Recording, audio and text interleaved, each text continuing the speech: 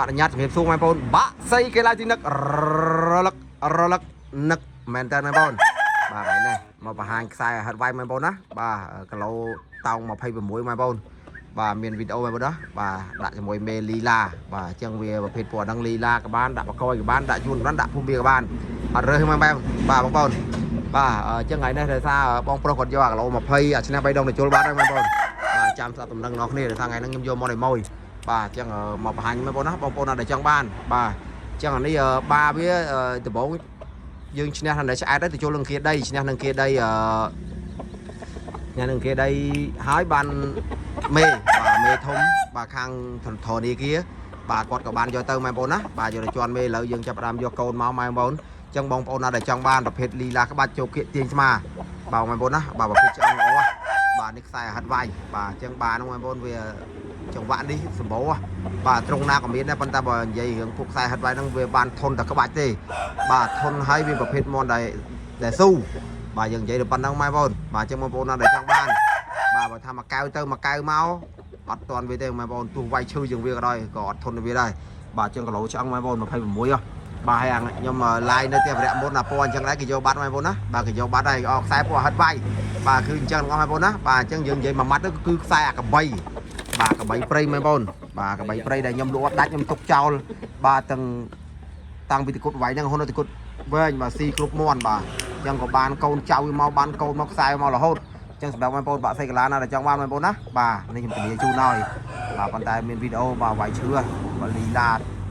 ពួកវានឹងជំនាញទូលីឡាក៏នៅទាញកអាវដែរបាទស្អាតបងប្អូនណាបាទប៉ុន្តែទៅថ្លៃបានលក់ព្រោះដោយសារខ្សែពណ៌ហ្នឹងអស់ហើយមកសបុកមាន2មាន3ទេអត់ច្រើនបងប្អូនណាបាទនៅផ្ទះលោកគ្រូបាទនៅផ្ទះលោកគ្រូមានមួយដែរបងប្អូនតែគាត់ឡាំពេកបាទឡាំដល់ឈឺជើងបងប្អូនឡាំថា2ជ្រក់បាទហើយអាហ្នឹងគូវាបងប្អូនណាឡាំ2ជ្រក់នៅគីឡូតូចជាងហ្នឹងវល់លៀងប្រភេទសជាងហ្នឹងបងប្អូនណាមិនប្រភេទចេះទេបាទមិនប្រភេទមាសជាងបងប្អូនណាដែលចង់បានបាទហើយអានោះក៏ត្រូវការដែរបងប្អូនបាទលក់អត់ត្រូវថ្លៃលក់ជូនបងប្អូននោះចម្រាញ់ទុកធ្វើយើងទុកជុលធ្វើបាតត្រង់មួយបាទប៉ុន្តែបងប្អូនត្រូវថ្លៃលក់ជូនឲ្យនោះអានោះ23តង់24ហើយបាទនេះ26បងប្អូនណាបាទអញ្ចឹងបងប្អូនដែលចង់បានប្រភេទមន់ពូជធុនបាទអត់តែបងប្អូនណាចាញ់ឈ្នះដឹងតវាយអានេះបាទវាប្រភេទវាធន់ហើយឡាំទៅល្អមើលប៉ុន្តែពេលជុលដាប់ទឹកទៅបានល្អមើលបងប្អូនណាបាទវាប្រកែដូចប៉ុណ្ណឹងបាទហើយមានមួយដែរបងប្អូនបាទមន់កាសាណូវាយបែកទឹកភ្នែកបែកភ្នែកចុងទឹកមួយរហូតដល់ទឹក4វាស៊ីមន់កាសាណូបាទបងប្អូនណាហើយឥឡូវបកាត់កូនមកឲ្យកូនច្រើនណាបាទហ្នឹងបាទចូលលេងកាត់បកាត់បានតែកូនសុទ្ធបាទកវាយកាច់បន្ទាប់ពីជុលប៉ះលំដាប់គេមកតែវានៅតែស៊ីអញ្ចឹងឲ្យកូនមកល្បីបងប្អូនណា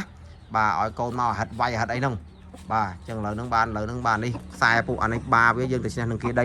អូខេបងប្អូនអញ្ចឹងបងប្អូនពេញចិត្តបាទវីដេអូយើងឃើញវាបានលីឡាមកនិយាយបាទបងគាត់ថាយើងប្រភេទវាខ្ចីយើងអញ្ចឹងហើយយើងកុំទាន់យកទោសយក3យកសឹកយករិលវាអីបាទឃើញឆ្អឹងបងប្អូនអញ្ចឹងយើងធ្វើអញ្ចឹងទៅសំខាន់ការវឹកហាត់ការឡាំឆ្អែតពេលយើងយកចូលសវៀនមិនដឹងមន់ខ្លះល្អតែឡាំទេបាទប៉ុន្តែចូលសវៀនចាញ់មន់ខ្លះវាយទៅវាយមកប៉ុន្តែគេមើលជើងឈឺយកទៅឈ្នះ